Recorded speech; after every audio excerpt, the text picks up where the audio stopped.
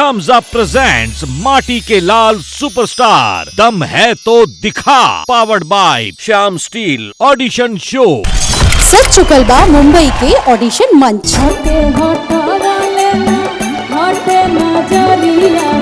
सुर भी था, ताल भी था, सब कुछ था।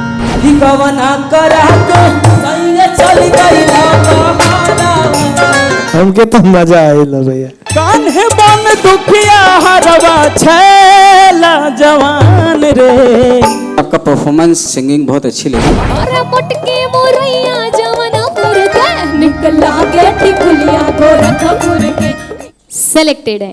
झारखंड के साथ बोले यूपी बिहार क्या। देखिए शुक्रवार 28 मार्च और शनिवार 29 मार्च रात 8 बजे से सिर्फ पसंद टीवी पर।